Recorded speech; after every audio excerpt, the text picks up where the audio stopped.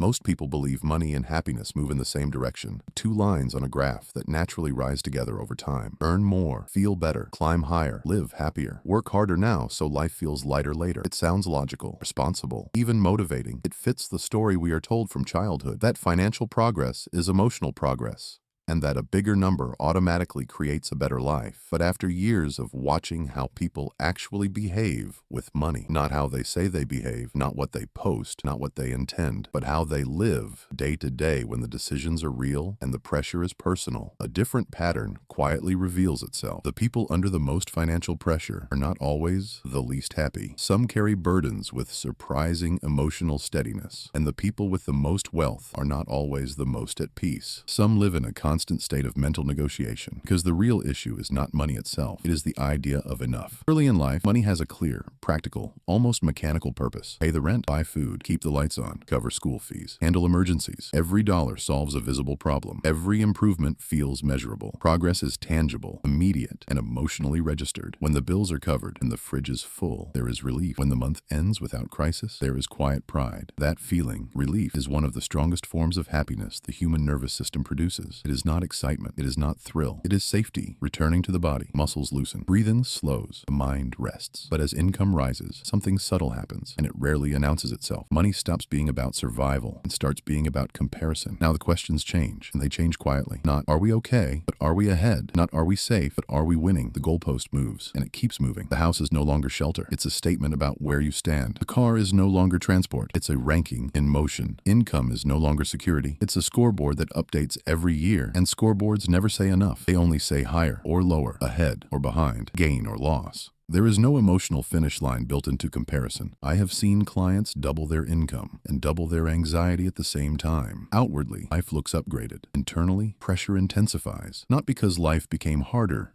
in a physical sense, but because expectations inflated faster than satisfaction could keep up. This is called hedonic adaptation. The brain normalizes improvement with remarkable speed. What once felt like luxury becomes standard. What once brought gratitude becomes background. The emotional spike fades, and the new level quietly becomes the minimum requirement for feeling normal. The lifestyle grows. Responsibilities grow with it, but the emotional experience drifts back to neutral, sometimes even below it, because now there is more to maintain and more to lose. There is another shift people don't anticipate, and it arrives without warning. Before wealth, the fear is not having. After wealth, the fear is losing. Investments to monitor, assets to protect, taxes to manage, decisions that carry larger consequences. A single mistake now feels expensive, not just financially, but psychologically. The margin for error feels thinner, even as resources increase. More choice sounds like freedom, but choice also creates cognitive load. More options, more variables, more responsibility.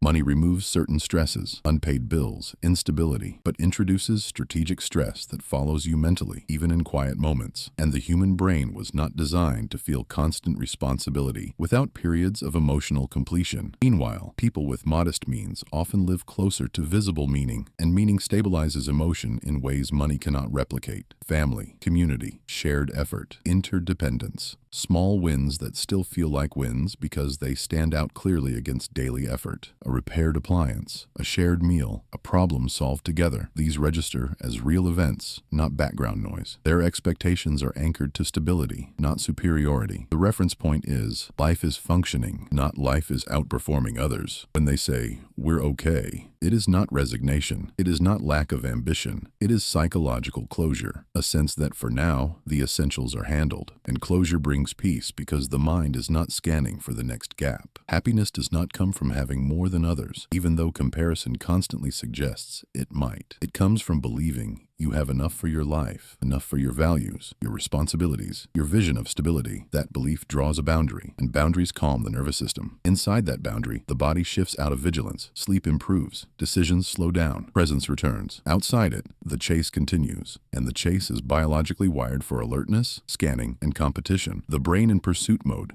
is optimized for survival and performance, not contentment. As a financial advisor, the most important question I can ask someone is not the one people expect. Not, how much do you want to make? Not, how fast do you want to grow? Not, what's your target number? It is, what does enough look like for you in real, specific terms? Because without that answer, income becomes a treadmill that quietly accelerates. Each increase resets the baseline. Each success raises the internal standard. No matter how fast you run, Psychologically, you never arrive. But when a person defines enough, clearly, intentionally, and personally, money changes roles. It stops being a measuring stick for self-worth. It stops being a public signal. It becomes a tool again, a resource, serving a life that already has direction, limits, and priorities. And that is where financial peace lives. Not in the number, but in the boundary.